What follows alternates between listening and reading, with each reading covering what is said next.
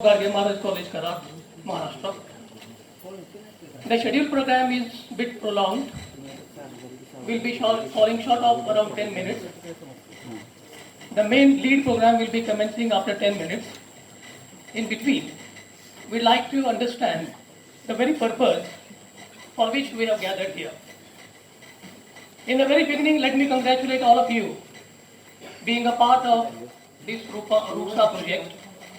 In the introduction, Honorable Principal has made us understand that we are fortunate enough to be listed under RUSA as the autonomous colleges. Till date, we got 68 colleges in Maharashtra, and in all, in the nation, there are around 658 colleges that are enjoying autonomous status. The very autonomy is meant for the students. We have been struggling for the last couple of months, and finally, under the directives of our Honorable Principal, we have made it possible and we became autonomous college. Okay. And as a result of which, HRD Ministry, Government of India has granted us this RUSA grant of 5 crore, which we will be utilizing in the next couple of years. Next, please. This RUSA component, that is the Rashtriya Uchchatar Shiksha Abhiyan, is a project that has been initiated by the Central Government of India under this HRD Ministry of Government of India. The vision and mission of the college is very much known to you because you are the ingredients of the college, you are going to be the products of the college. The vision and the mission, they go along with all the missions of RUSA, the Abhiyan. Now, this project, it is the result of the success of Sarva Shiksha Abhiyan and Rashtriya Madhyamik Shiksha Abhiyan, which have been initiated by the Government of India for the last couple of years. So after the success of these two important projects, the Government of India had realized that along with all these two sectors, the primary sector and higher education sector, it is equally important to improve and enhance the higher education institutions.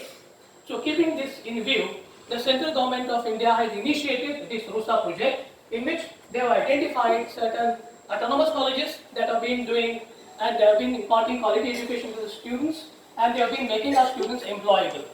Because the very core of autonomous college is to make the students employable, so that when they complete their education, when they complete the graduation, when they get out to the job market, they would be in a position to get a job in a very decent manner. So this is the very concern of RUSA project.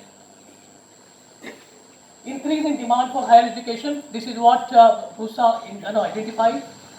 The 12th plan that was in between the years 2012 to 2017, it argued for a holistic approach to higher education with renewed focus on improving quality of state institutions, together with addressing the issues of access and equity. New overarching centrally sponsored scheme for funding state level institutions was proposed called Rashtriya Uchchatar Shiksha Abhiyan, that is RUSA in short. And RUSA is just an umbrella term that stands for to be operated in mission mode till March 2020. So we are in 2019. So in the next year, right, 2020, this mission is going to be implemented across the country along with all those objectives keeping in mind. Next, please. The salient features of RUSA, they are in front of you.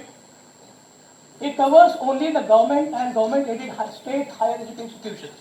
It means that it does not cover all the private institutions.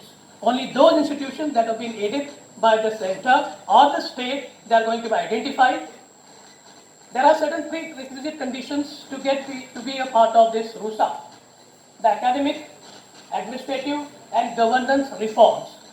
Because RUSA is focused more on enhancement of quality to all the different activities that are conducted in the higher institution. So particularly RUSA focuses on 3 important issues, that is academic matters, administrative reforms and governance reforms.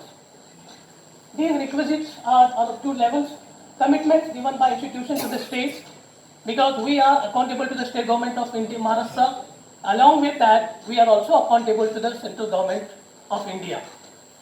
So the commitment given by institutions to the states and commitment